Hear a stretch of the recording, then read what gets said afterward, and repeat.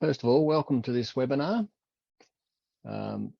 Today we will be discussing what emission reduction targets mean to farmers. Hopefully everybody will get something out of it. It's more of a question and answer type webinar rather than a being delivered talks to. So first of all, Farmers for Climate Action would like to acknowledge the Wurundjeri Woi Wurrung people of the Kulin Nation as the traditional owners of the land in which we're working today, and the traditional owners of the lands and guests and their speakers. And we would also like to pay respects to their elders past, present and emerging. Thank you. Now, today we'll be using the webinar Zoom system, as you're already aware. And if you have any additional questions, although we're going to have a problem with questions because we've already had quite a few sent in as people have RSVP'd. So we've sorted those out and we'll try and get through as many as we can. But if you do have other questions, can you put them in the Q&A box? And if there's a chance, we'll get to them. I don't think there's anything else I need to tell you all. So I would like to introduce Polly Hemming and Liam Walsh. Polly works for the Australia Institute, and those that have been around the climate debate for a while would have probably come across Polly before today. We would like this webinar to be respectful, and I think you'll agree when you've heard the two speakers that they both have an immense amount of knowledge and will do their best to present them to you. Liam works for the Climate Council, and whilst Polly will be taking the more sort of policy type questions, we've asked Liam to do the more on-farm practical questions, hopefully. Sorry, Liam doesn't work for Climate Council, he works for Climateworks. My apologies there, Liam, made a serious mistake. All right, we'll lead off with Polly. She's going to give us just a short sort of introduction of her work and things she might talk about today, and then Liam will do similar, and then we'll get right into the questions. So first of all, Polly. Thanks very much, Peter. I'll just do a quick double check that you can hear me. Yes, I can hear you. Great. All right. And I'll try to be respectful today. I'll be on my best behaviour. I'm coming to you from the Ngunnawal and Ngambri country today. I'd just like to acknowledge the traditional owners of the land that I live and work from. So, as Peter said, I'm a senior researcher at the Australia Institute working in the climate and energy program there. A lot of my work focuses on carbon markets, but just climate policy and climate integrity in policy more generally as well. So what I was planning on doing, knowing that we've got limited time and want to cover a lot, is that I was just going to give a brief overview of what the government's emissions reduction policies are and then address what that might mean for farmers. And I'll also just touch on a couple of things as examples where farmers might want to be more engaged, such as the Methane Pledge and the value of engaging on climate policy in a very sort of proactive way as distinct from a reactive way. So I'm sure everyone is well aware by now that the government has a climate target of 43% reduction in Australia's emissions on 2005 levels by 2030. The main policies or how this is going to be achieved, according to the Labor government, is that we will have a significant increase in renewable energy. The government's aiming for an 80% renewables in the electricity grid by 2030. And there's a $20 billion fund that's dedicated to upgrading the electricity grid so it can handle more of that renewable power through the Rewiring the Nation policy. Government is also going to be placing restrictions on Australian industry with the safeguard mechanism, and this policy covers Australia's 215 biggest emitting entities in industry that between them cover about 30% of Australia's emissions.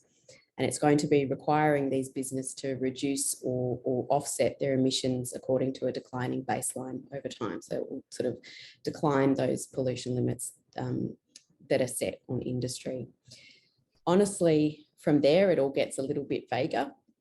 So if you're attending this session wanting to know what the emissions reduction policies of the government mean for farmers, it's a completely reasonable question to ask.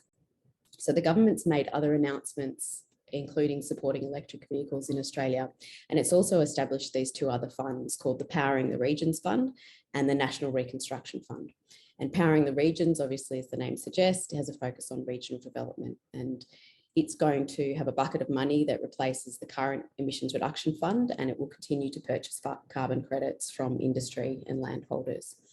But it's a bit bigger than just the ERF. It's intended that the Powering the Region Fund is actually expanded with 3 additional priorities as well, and that's helping industry with decarbonisation, the development of new clean energy industries such as green hydrogen production and export, and it's also looking at jobs in those areas too.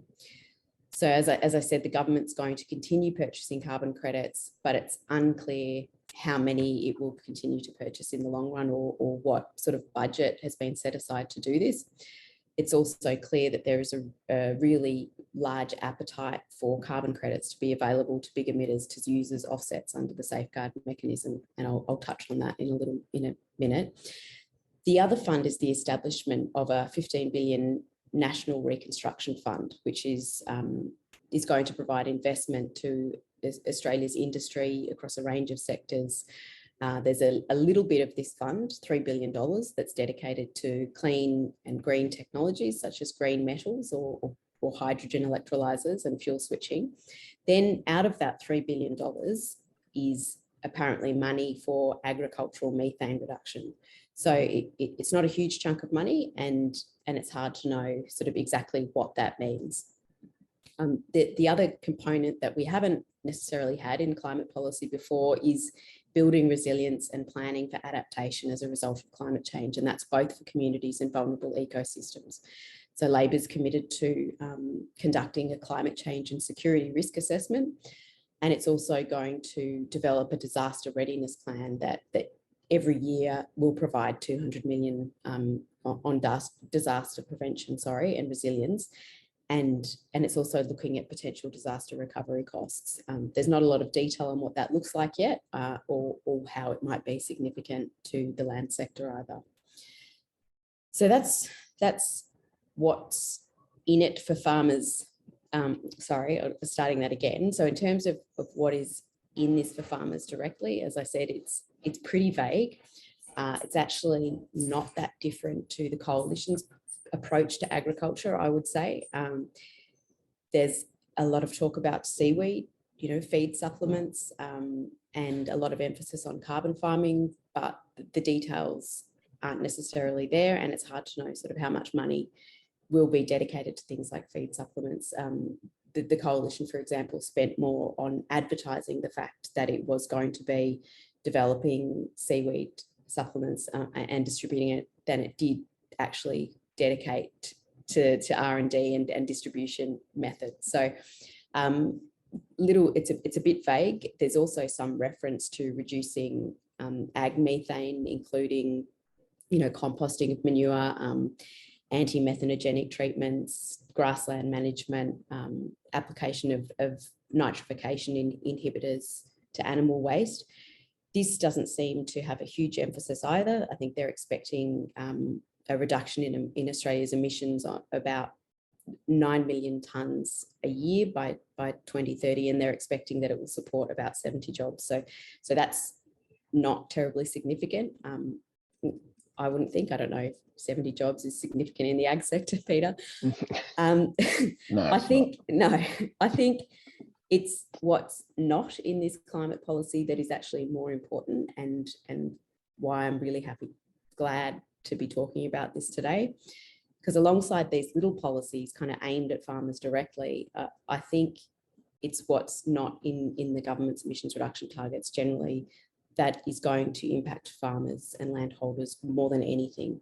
And What I mean by that is that the government, despite having these policies that are nominally meant to reduce emissions, it's still supporting new gas and coal production in Australia to a significant degree. So there's over 100 new gas and coal projects in the pipeline in Australia that, if all approved, would have a combined emissions of over 1.7 billion tonnes of greenhouse gases annually. That's the equivalent of over 200 coal-fired power stations. And so even just the domestic emissions, not including the exports, the gas and coal that's going to be exported that we theoretically don't count in our accounts, just the domestic emissions from those projects will blow Australia's climate target out of the water. It doesn't matter how many carbon credits we have, doesn't matter what the other policies are, it will completely eclipse it. So why is this relevant to farmers? Well, there's several reasons. The first is that if new gas and coal developments are allowed in Australia, then attention is going to turn to other sectors, like it has in the past, like agriculture, to reduce their emissions, which is hard and expensive to do, of course, as you all know. The government subsidises fossil fuels currently to the tune of about $11 billion a year. This is despite the fact that these industries pay little to no tax or royalties, so there's not a lot, you don't get much bang for your buck there. So it's subsidising the industries that we know can be replaced largely with renewables, and would significantly cut emissions if we did that.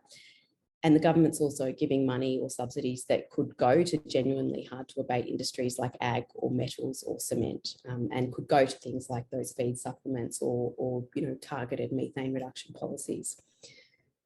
The other thing is that gas and other carbon intensive industries are being allowed, if not encouraged, to buy carbon credits instead of reducing their emissions. And this may sound great if you're, have carbon projects on your property. It means you've got to potentially have a captive market for your carbon credits.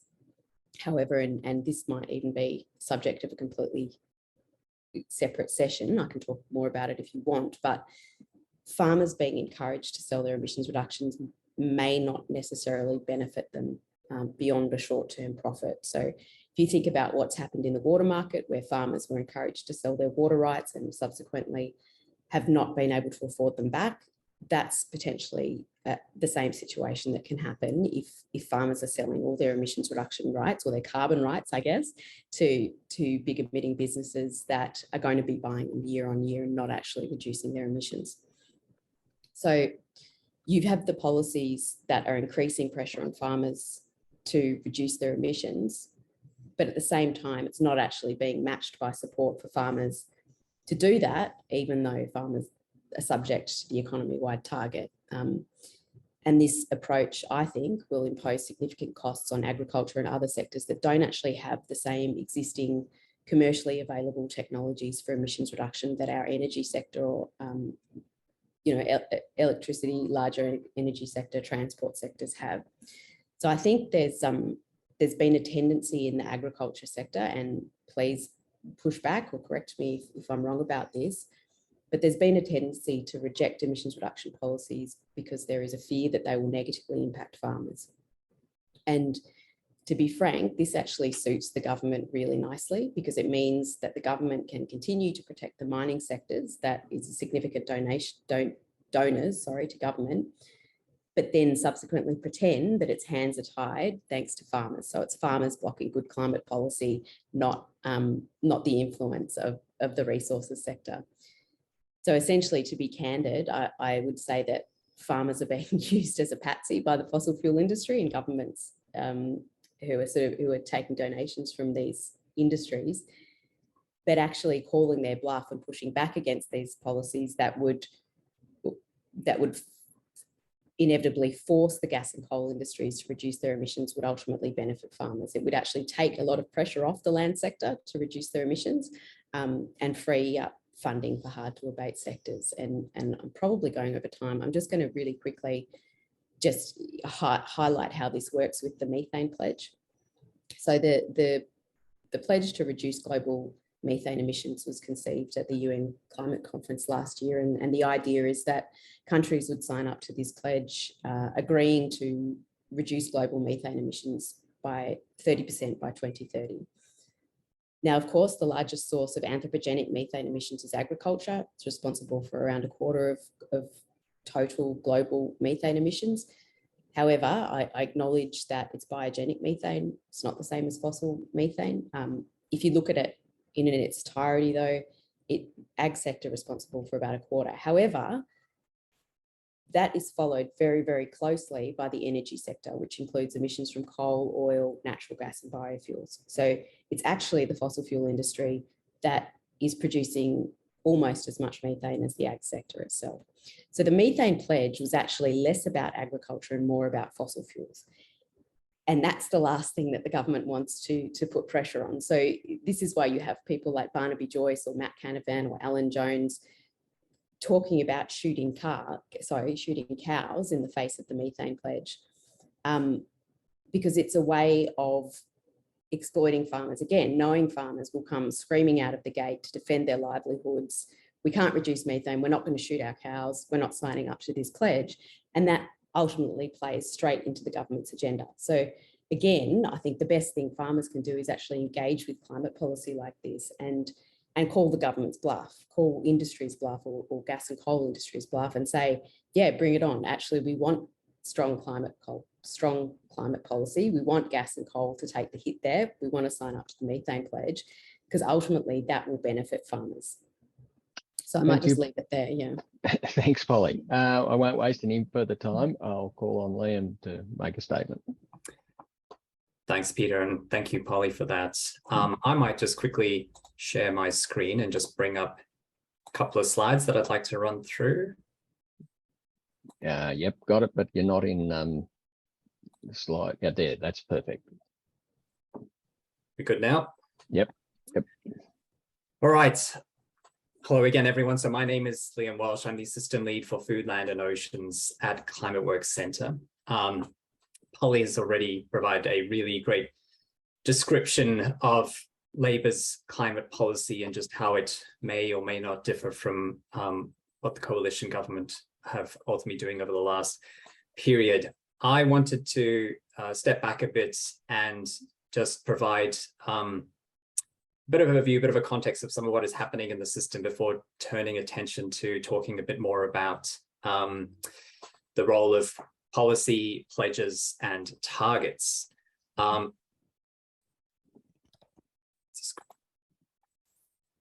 Before I do, just quickly, for those of you that don't know about Climateworks Centre, our mission is to accelerate the transition to net zero within Australia, and ultimately in line with achieving a global goal of 1.5 degrees.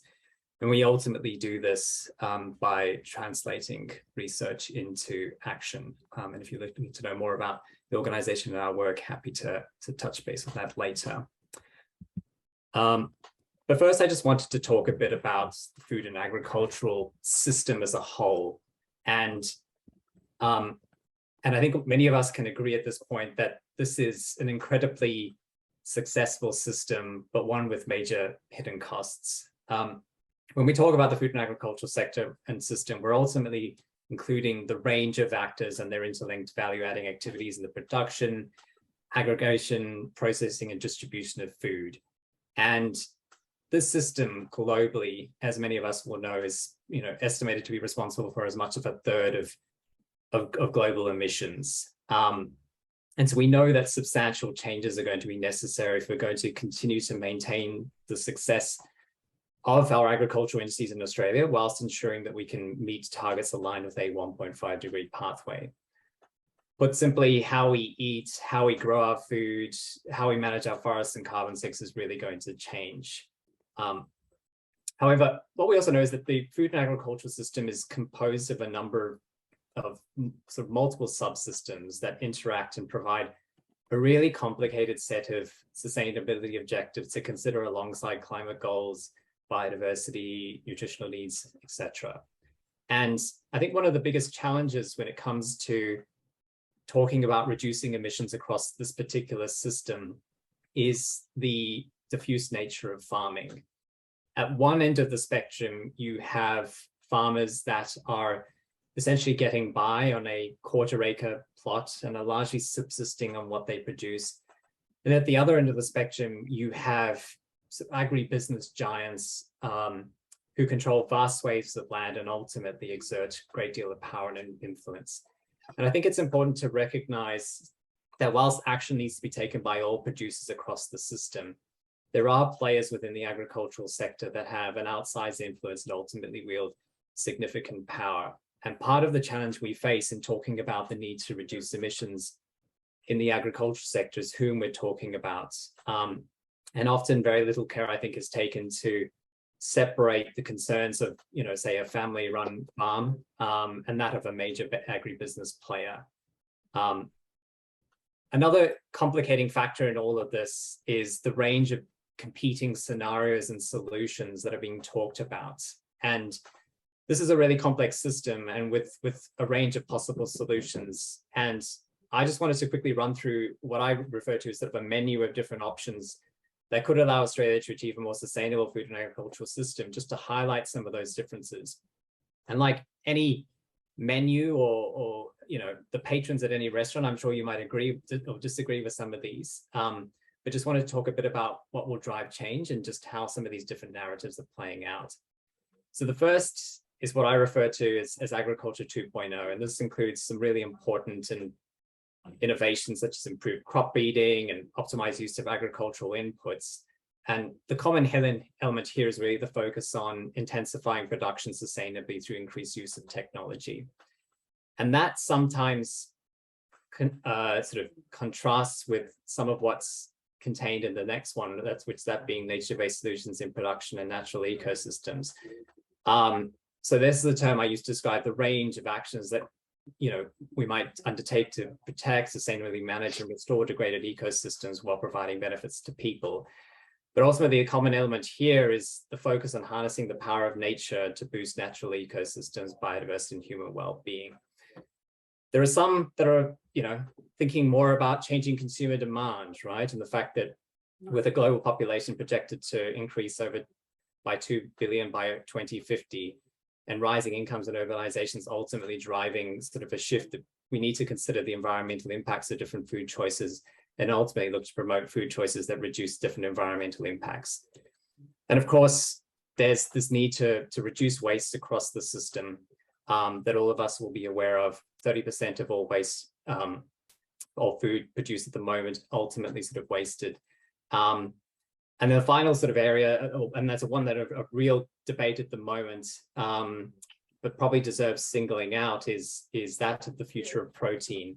We dedicate significant amounts of land globally to feed livestock, and whilst there are some that would see a world where all our meat and dairy might come from only regenerative farms, there are others that would argue that to sort of obviously keep up with that growing demand would be a significant challenge.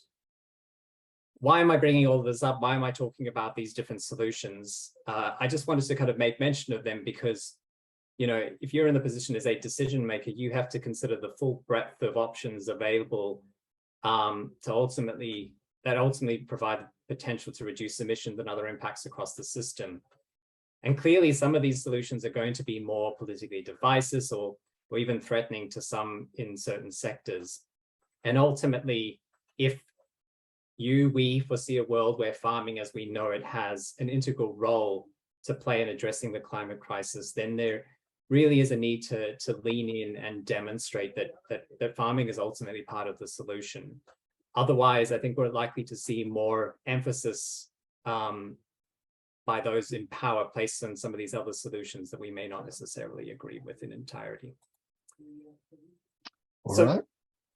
Just very quickly, Peter, I know we're looking to just a final few thoughts. So first of all, this has already been covered by Polly, but just on government targets, pledges, and policy, as mentioned, the new climate bill at this stage has doesn't have any direct impacts on farmers. It ultimately provides the basis for the creation of new policies, but we don't quite yet know what those policies are. And the feeling at this stage is that even with this government, we're likely to see a focus on technical innovation, incentives, and partnership with farmers to ultimately reduce impacts, rather than a move to really sort of strengthen regulation within the sector. So I think that's an important thing to focus on right now. And the final thing I just wanted to sort of make mention of is, I think one of the areas or parts of the world where we could perhaps sort of ultimately glean some learning from is somewhere like New Zealand, right? So there are a couple of interesting things that are taking place in New Zealand that I don't have a huge amount of time to talk about right now. But interestingly, they have, when it comes to targets, they have a separate 2030 target for biogenic methane in legislation at this point in time. Where they are very different to us is that they have an emissions trading scheme, whereas we don't. However, there are sort of now, and there are now moves in New Zealand, pushes to ultimately include agriculture in that trading scheme that's currently being negotiated at this point in time. The reason why I just wanted to kind of signal and point to what's happening in New Zealand is at each stage in their journey, whether it's the negotiation of targets, whether it's the negotiation of their place in emissions trading scheme, the sector has reacted largely in a positive way. They've come to the table. They've largely taken the view that it's better to be there talking about and negotiating their position rather than, you know, say sort of putting their head in the sand about it. And as a result, one might argue that sort of the amount of attention that they have from government and the approach their government is designing, you know, is a lot more practical, fair, and probably more likely to incentivize farmers to make positive change. So I know we're running out of time, but I'll just sort of wrap that up there and just, yeah, looking forward to taking some of those questions moving forward. Thanks, Liam. Now, we're very short on time and we have got quite a lot of questions from people RSVPing and putting their questions in. So I'll just make the point that this won't be the last of the webinars. It's fairly obvious that there's a whole series of questions on offsets and carbon calculators and activities that farmers can do on farms. So we're planning already to have another webinar in about 2 to 3 weeks on those questions. So I apologise that we won't get to them today. So without further ado, I'll ask the first question, which is sort of a general question. Will farmers be able to continue agricultural production under the emissions reduction targets? That is, will farmers be able to continue crop livestock production with changed practices, or do we need to acknowledge that some agricultural businesses will need to stop farming, accept profit losses, e.g. through drastic reductions in herd size? So who would like to go first on that? Polly, maybe? Yeah, sure. I'm happy to answer that, and I'm sorry that I was a time piggy and used up so much time at the start, Liam. That was fantastic. I think that is an incredibly complex question, and ultimately that is up to a degree for the sector to decide. So I think all industries have to constantly look ahead and assess the viability of their future and evolve accordingly. You know, we don't farm the same way that we used to. There's a lot of practices we don't have anymore. And even for something like farming, which is inherently part of, like, you know, the Australian story and our narrative and so much of our identity, that is still an industry, or the people within that industry need to keep looking ahead and seeing whether they're going to be economically viable in a changing future. So ultimately, there will also be a lot of external pressures that make a lot of those decisions for you. That might be that demand, you know, for something like for livestock, that demand for beef drops, or countries we export our beef to see how much of our beef is linked to deforestation, and that it would be compromising its own, you know, climate pledges or deforestation pledges if it buys our beef. So a lot are external factors that, again, like any industry, you might not be able to control. You know, demand for video players or whatever influenced some, you know, technology industries. I think it's whether you decide to get ahead of that or you're dragged kicking and screaming. The government can prolong the life of some industries, as we see with gas and coal. You know, it's providing an enormous amount of money and more ideological and material support to that. Ultimately, it's delaying the inevitable, and it means that a lot of those industries or businesses are going to be left behind if they're not planning to adapt now. You know, if they keep clinging to an old business model. So ultimately, the opportunity exists, I think, for farmers to take ownership over this now. You gather all the information. What Liam has presented is brilliant. you push for policies that are going to work for you, that are going to keep you economically viable, but are also realistic in a changing climate and a changing economy and a changing world, I guess. Liam, have you got? Yeah, maybe just, I guess, to add to that, I guess just going back to some of what I made mention of in the presentation, I think there is a lot that can be achieved through practice change. Ultimately, I don't foresee a situation in which the government is really going to drastically change its approach. I think that they are going to continue to focus on incentives and really looking at how they can incentivize better changes in practice. I don't foresee a situation where they're going to be, these efforts to ultimately sort of look at, reducing the size of herds. But yeah, it is a complex question, and it really is sort of about how farmers engage with that.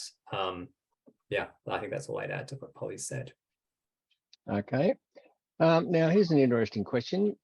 Should government consider setting individual targets for each sector rather than for the whole economy targets? What are the positives and cons of these approach? Maybe I'll make a start since I'm off mute, and then handing over to Polly. It is an interesting point to consider. I made mention of the example in New Zealand where farmers and groups have successfully argued for a separate target for biogenic methane as part of their negotiations there. There are likely sort of to be pros and cons to this approach, but that's obviously the path that they've taken. That obviously sort of separates out one form of methane from another. So that is obviously something that might be for consideration in Australia as well. But yeah, whether it's actually sort of carving out a whole sector, that's sort of a different story. I think the approach that some countries and governments have taken is rather sort of, let's look at sort of specific gases. But yeah, don't know if you have a strong feeling either way on that, Polly. I was just going to say, I actually think it should have different targets for different sectors. I actually think for fossil fuels, the target should be much higher. And I think for the agriculture sector, again, taking into account what you said about, big agribusiness versus more traditional model, farming models. I think it is so hard to get agricultural methane down.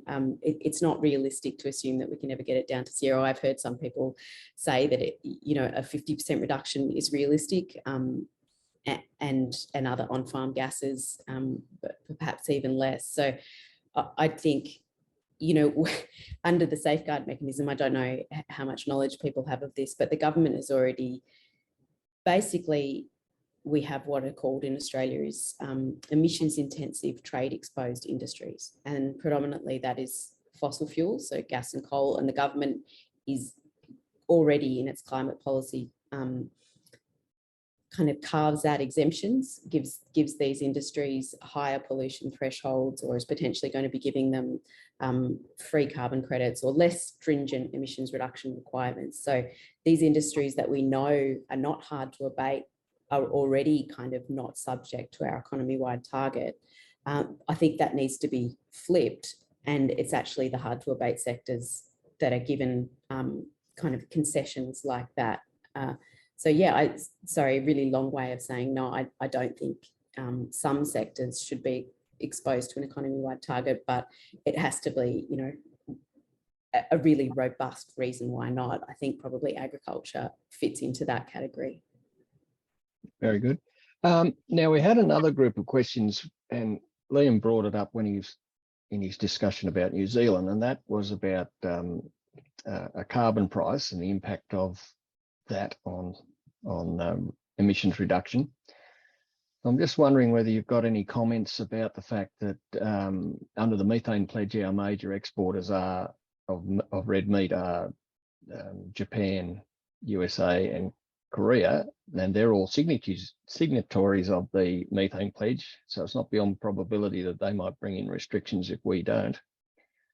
Would a carbon price help, or can we get away without having one? Well, we sort of got one anyway with trade restrictions. So explain further, maybe. I think I'd find it difficult to answer that one. I don't know if you've got a view on that, Polly, whether a carbon price would help in that situation. I'm not so sure. I think that's another whole webinar as well. Yeah. Yeah. All right. Well, we'll leave that one there. I'm operating within the confines of the policies we've got now, but I'm happy to explore it in another time. Okay. Well, here's one probably for Liam to start with. How can farmers manage their risks regarding emissions reduction regulations? What can they do in advance of the expected regulations? Well, I think one of the first things I'd highlight, and again, sort of in preparing for this webinar, I was looking through some of what they're doing in New Zealand and looking specifically at their climate reduction policy and what they're doing to support farmers. And one of the goals that they have is that all farmers, I think come 2025, will be in a position to report, to measure and report their on-farm emissions, so that the government is ultimately going to support them in doing that. And for me, I think that in sort of preparing for and thinking about sort of any anticipated changes in policy, I think one of the first things is to make sure that you are able to measure some of these things on farm. And so to me, that feels like the sort of the logical starting point, is that farmers are able to understand their emissions. And also as part of that, I think it's not just understanding and measuring their emissions. I think it's also measuring other forms of what some might refer to as natural capital or nature on farms. So actually understanding the current state of things like biodiversity and their water resources as well, I think are all going to be sort of quite vital in ultimately preparing for some of these things. So that's the comment I would make.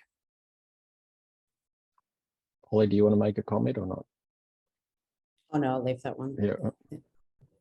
Okay. There's a couple of questions here on net zero and carbon neutral. So maybe you might, as part of this, explain those terms. But do farmers have to be concerned about being carbon neutral when the rest of the industry in the world is aiming for net zero? And shouldn't farmers also be aiming for net zero? Liam? Yeah. Without wanting to get into kind of very technical descriptions of what we mean by sort of carbon neutral and net zero, I guess my sort of perspective there is that, yeah, there are a lot of sort of carbon neutral commitments out there. In my view, I think that rather than sort of working towards sort of carbon neutrality, that farmers should be sort of thinking about how they ultimately achieve net zero emissions. And so, yeah, I think it is probably better to be thinking along those lines rather than sort of thinking about being purely sort of carbon neutral in that sense. And Polly?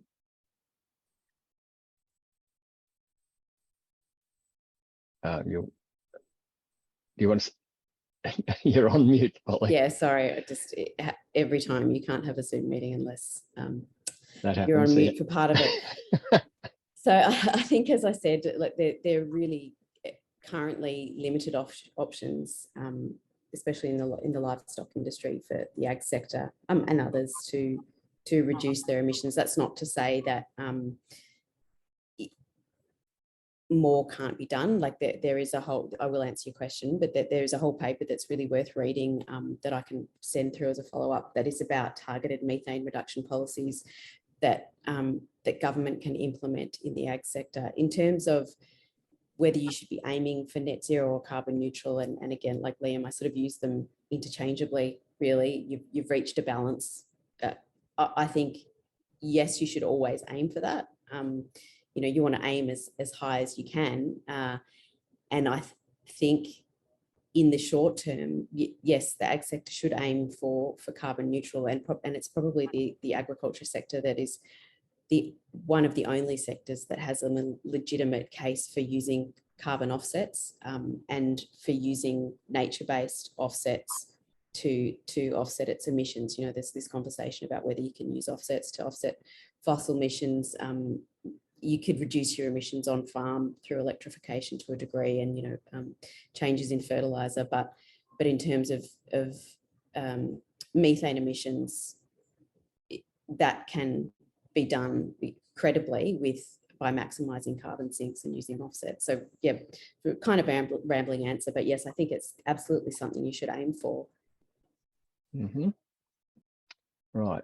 Next question is a bit more practical. I'm aware many farmers are working hard to reduce their carbon footprints and are themselves creating carbon methods towards doing so. I'm wondering how far the research into seaweed being fed to animals has gone, and if it is actually a viable solution for the methane problem.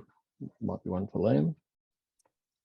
Yeah, so I mean, there's obviously a lot of research going on in this particular space right now, and some recent announcements. I think there was sort of that announcement around sort of the first commercial sort of sale of some seaweed. So it is certainly an area where a lot are paying attention.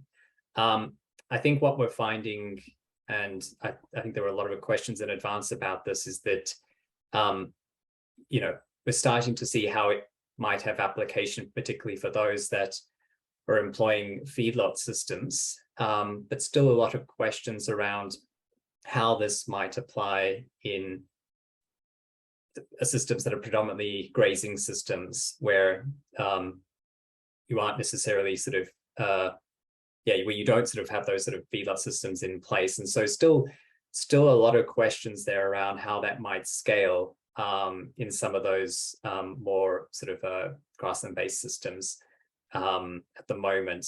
And so I think there are a lot of researchers that are looking at that, specifically looking at sort of what are the opportunities there. But I think there is good reason to be cautious about it for that reason, that there are going to be some limitations in terms of just how applicable it's going to be across the whole sort of livestock sector. Have you got any comments, Polly? I disagree with that. Yes, I would agree with that. Yeah, and I think actually that it's talked about quite a lot, but I think CSIRO might be one of the biggest hold-ups to it. Even, you know, deployment's another issue, but I think the fact that I might not be completely correct about this, but the patenting issue of seaweed is a huge blocker to actually even getting to the point where you could try and distribute it. So that I think is where yes, there's limitations, but there's also bureaucratic holdups too. All right. Now, one for Polly probably. Emissions need to be accounted for properly if we're going to meet the target. I'm concerned that land use is not currently included. How would you like to see the current carbon accounting methods improved? That land use isn't currently included, or is? Well, I don't understand that either, because it is. Yeah, I mean, it's how we're reducing our emissions effectively, cutting. Yeah. But anyway, well, we'll restate it. How would you like to see carbon accounting methods improved? Let's just go with that. Well, I mean, I think you need to be able to, the reason why people don't like using land use is because it doesn't give an accurate picture of your anthropogenic emissions or your fossil emissions, and the emission sources that you actually have control over. You know, in Australia, yes, we do count the land sector because it's kind of giving us a free kick on our emissions targets, but it's not actually a result of climate policy or anything we're doing. It's a result of like rain or drought or state-based policies to stop land clearing. And the problem with relying on that is that, as you would have seen, like Australia catches on fire quite regularly. It's inconsistent in the way that we account for that, because it's assumed that, well, trees go black, so fire doesn't have and that sucks up the carbon, it doesn't have a material impact. The problem is that trees are growing back less as a result of fire. There's also some question about the way that we measure vegetation in our national inventory. So it's all done by satellite, and you know, you basically take a picture of green cover, and what is green is trees. It's not a terribly accurate way to show, you know, how much vegetation you've got or what's happening underneath. We also don't have really long-term baseline data for soil carbon. So a lot of it is really speculation. You know, Australia is always saying, oh, we've got this really robust measurement techniques. Actually, we don't. It's just no one internationally, the people who internationally come and check our accounts, like, that they haven't got the time to interrogate all our methods or our full cam measurement, you know, our algorithms that we're measuring all this. So the point I'm making is that it's just counting nature is inherently uncertain, and you do the best to ensure that you're getting as much abatement as possible, and you restore landscapes and ecosystems. But to rely on it as a sink for our industrial emissions is just completely fraught, I think. Have you got any ideas, Liam, on what you think might need to be improved other than those? Not in terms of accounting, but just to back up what Polly was saying around, there is significant debate at the moment around sort of some of the methods that are used to ultimately sort of determine what sort of land use is taking place, just how we sort of measure with, you know, changes in vegetation state, and just how much sort of some of those methods might be underestimating some of the impact that we're having. So yeah, just to kind of say that. All right. Now I've got a question which I get asked quite a bit, and I think it's a question that farmers kind of understand. It's about the biogenic nature of carbon as opposed to the fossil carbon. Why is carbon emissions debate so unbalanced, ignoring the carbon absorption that agriculture already performs? So it's a comment on that so farmers can better understand how these things came about. I can have a go at answering that. It's a complicated question, yeah. I know. I don't know if No, you've got a simple answer. Well, I agree. It suits the government currently to not have people distinguishing between the two, because you know, if you conflate fossil methane with agricultural methane, like I was saying earlier, the government could say we can't sign the methane pledge because it's going to hurt farmers. Whereas farmers have the opportunity here to say, well, no, actually, like there's two different types of methane that we're talking about here. Like you sign the fossil methane pledge, and that will, or you sign the methane pledge, and that will take care of a lot of fossil methane emissions. I think the other thing is that, you know, biogenic methane, I think, is something that, so I'm trying to keep it as simple as possible here.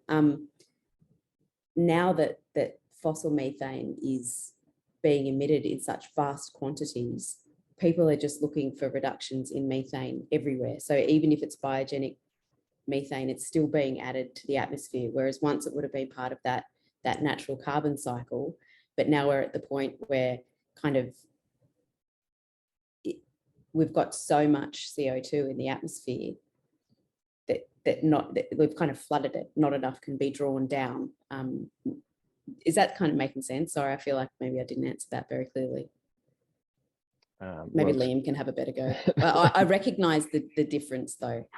Well, I think that the point of view that I keep coming up against is that we need to reduce emissions rapidly, and as methane is such a powerful greenhouse gas as compared to carbon dioxide, people are looking at it, as you said, to reduce the methane in total as quickly as possible.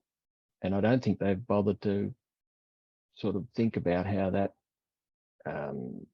impacts with, especially with, say, the cattle industry around the world, which has been basically stable. It's not increasing rapidly, the numbers of cattle, because the world has a stocking rate and we've pretty much reached it.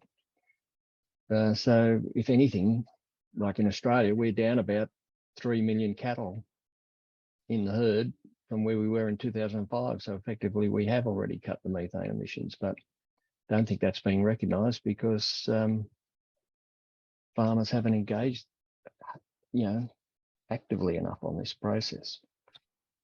Did you have anything to say on that? No, and I think this is where, again, sort of it'd be interesting to sort of look across the dish and ultimately sort of look at how some of this debate has played out in somewhere like New Zealand. The fact that they've ultimately ended up with a separate sort of target for biogenic methane. Really interesting to kind of, I guess, understand sort of the origins for that and just how that has sort of ultimately sort of helped move the debate forward a bit more there. So definitely maybe an area to kind of explore a bit more and how that might relate to Australia moving forward. All right. Here's a question. In rangeland region, I think maybe Polly's had a go at this. Could remote satellite imagery on ground cover be used as a surrogate for soil carbon? And as with all sequestration methods, soil carbon requires a permanence obligations. As soil carbon is easily lost during periods of drought, how do we overcome the permanence conundrum? Maybe don't sell it in the first place. But anyway, you want to say something on that, Polly? Yeah, soil carbon should not be a carbon credit method. Soil carbon is inherently uncertain. Australia's soils are still losing carbon as a result of land conversion. Farmers are going to have a hard enough time just maintaining existing soil carbon levels through enhanced management practices. I think it's just inherently uncertain. You should do everything you can to maintain your soil carbon levels. You should do all the stuff that I think a lot of farmers are doing anyway as part of best practice.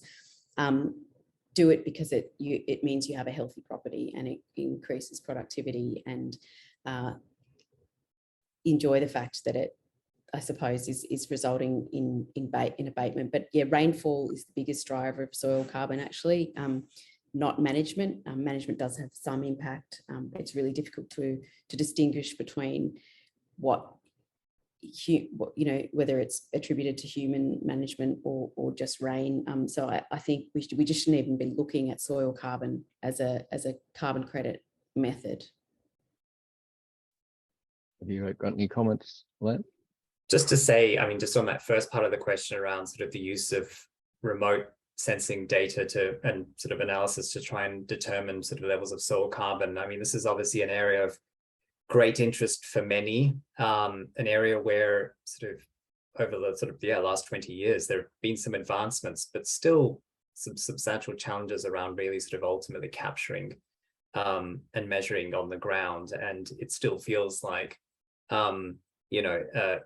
at this point in time, sort of on the ground measurements still, are always going to be significantly better than those sort of remote sense. And so, yeah, a lot of interest in this particular space, and I just sometimes still wonder whether, just how far we'll be able to go with some of that remote sense sort of data, and whether we're going to have to always rely on some of that on the ground sort of collection if we want to really determine whether things are changing or not. All right. Now, as we're rapidly running out of time, we might ask a lighter question, which everybody is interested in. When will EV utes be available in this country? Anybody got a suggestion or what we need to do to move that along? Gosh, I don't know. There are others at Climateworks in our transport team that might have a better view on that. Yeah, look, I'm just sort of quietly watching what's going on in the States in particular. I think there are a number of interesting manufacturers that are already sort of leading within this space and developing some of these products. But we've obviously had a period where the government was not supportive even of these types of sort of technologies. So it feels like we're still a long way behind. So I think they should have been here already, but unfortunately they're not. But I don't have any views on when that's actually going to have sort of mass widespread adoption. Okay. Now there was a question here. I'm just trying to find it. Yeah, there it is. Does anybody have a sort of a simple idea so people can think about these things in their problem solving. What area of grain crop or how many trees would be required to sequester the carbon from the yearly methane effect of one cow? Give people an idea of what they might need to do. Anybody got an answer to that one off the top of their head? Nope. Not off the All top of right. my head, Peter. No, I have no idea. No, I'm no, that's sorry. all right. Maybe one here, we've got a couple of minutes left. What will be done for the smaller farmers as opposed to the corporate farms or large family farms who don't have a lot of capital? What is their future looking like? So very good question to ask, and why I sort of, I guess, raised that point during my presentation. I think it is really important that we distinguish between, and the interesting thing particularly in Australia is that everyone is referred to as a farmer, and we use the term farmer to describe this wide sort of spectrum of different producers and people. And I think it is essential that ultimately some of those smaller scale producers are provided sort of outsized support as they transition moving forward. At the moment, it doesn't necessarily feel like government policy is pushing in that particular direction. And I think this is why this particular forum, Farmers for Climate Action, is so sort of vital, is that, ultimately we need sort of farmers of all sizes and types at the table negotiating. Otherwise, it's quite likely that sort of the outcomes will possibly steer in the direction of some of those bigger players who already have the capital and support that they need to transition. So that's what I would say on that. And Polly, this would be your last chance to say something. Sure. No, I'd agree with that. I mean, you saw there was that, didn't Macquarie get a $75 million loan from CEFC the other day, arguably the people who need it most. I think the great thing about organisations like Farmers for Climate Action and other farming advocacy organisations is that that's the opportunity to give smaller landholders a voice. A singular voice will do nothing, but I think Farmers for Climate Action is incredibly powerful in that it can be a collective voice. And that's why you have industry associations and things like that. So if the things that you're lobbying for and that you want a voice, it's much better to band together than try and speak individually. Well, thank you. And thank you, our attendees. I think it's been a tremendous session. And thanks, Polly and Liam, for bringing your expertise to this problem. I think most people will have seen that it's a very complicated problem and we need to continue to talk and debate about it. And thanks for Polly for recommending people engage with their industry organisations and FCA. I think that is critical, that farmers develop a voice, and whether it's with us or whether it's with other ag bodies, but they need to be participating. They're just going to be walked on if they remain on the farm and keep working hard. They may discover that that's not going to be enough in the future. Now we will have another webinar, as I said earlier. We will try and cover offsets and many of these other questions, and the debate will go on, no doubt. So hopefully people will continue to attend and put their questions in. Now, as for all the questions that we didn't get answered, we will try and pull them out and work out where we can put them. A lot of them are about offsets and carbon calculators and things like that. So we'll do that in a webinar of its own volition. And it now being 1:01, we're pretty much on time. So I'd like to thank again Liam and Polly for giving up their time and really doing a fantastic job answering unknown questions coming from everywhere. Thank you. Thank you. It was a lot of fun. Thanks, everyone. Thanks so much, Liam and Polly. And thank you, Peter. I'm just going to close it now.